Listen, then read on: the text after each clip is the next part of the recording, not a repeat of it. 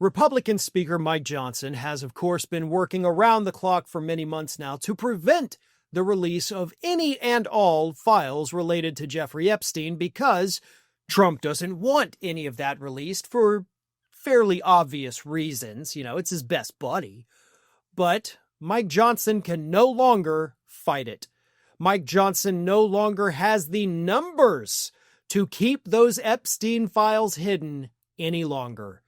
Thanks to a recent slew of Democratic victories in special elections, including one this week with Adelita Grijalva, the Democrats now have the numbers.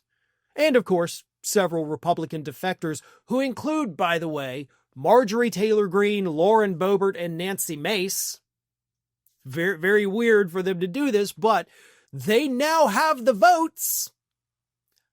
And they can force the release of these Epstein files. So here is why this matters. Obviously, earlier in this month, the Democrats and the Republican defectors tried to force a vote on a discharge petition because Mike Johnson refuses to bring the legislation to the floor.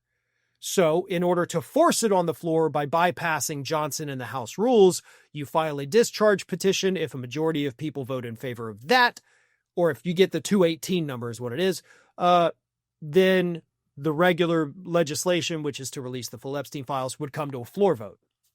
Democrats didn't have the numbers. And in the beginning of September, they knew that. And they thought, okay, well, we've got special elections coming up. We're favored in those elections. So if we win those two, which they did, we'll have the numbers. Boom, we can make it happen. They now have the numbers. They now have the members. Once Grijalva is, of course, sworn in, Congress is off this week, so it's going to be a bit. But it doesn't mean we're going to get it immediately, okay? Don't expect this to come out next Monday. Here's what happens. Once the discharge petition is, in fact, brought to the floor, and it is voted upon, and it passes, then, according to the House rules, which is kind of dumb, but whatever, you have to wait 7 days before you can bring the legislation that the discharge petition was forcing.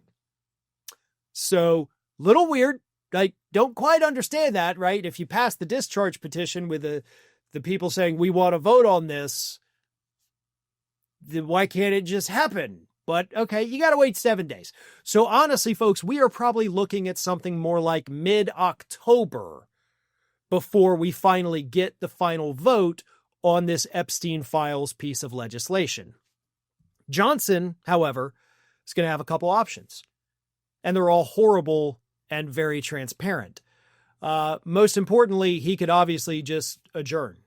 He say, nope, we're done. We're not here. We're not going to do anything. No votes, no nothing, which he really can't do, because if he does that, let's not forget Congress has to pass a continuing resolution or we're about to hit a government shutdown.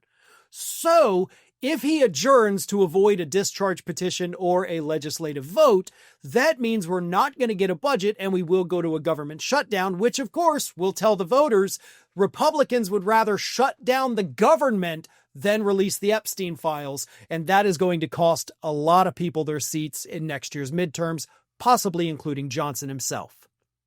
So I guess the ball is in your court, Mike Johnson. Whatever you want to do, go ahead and do it. But just remember, the whole country's watching. A majority of Americans already believe that Trump is covering up something very sinister in there. So I'd tread lightly here. You're finally outnumbered. Maybe it's time for you to just step back and let it happen. Thanks for watching, everyone. You know, we're inching closer and closer to 1 million subscribers, and we're aiming to hit that goal before the year closes. So if you aren't subscribed to the channel, please do so, and don't forget to like, comment, and share. Thanks for joining us as we head towards this huge milestone.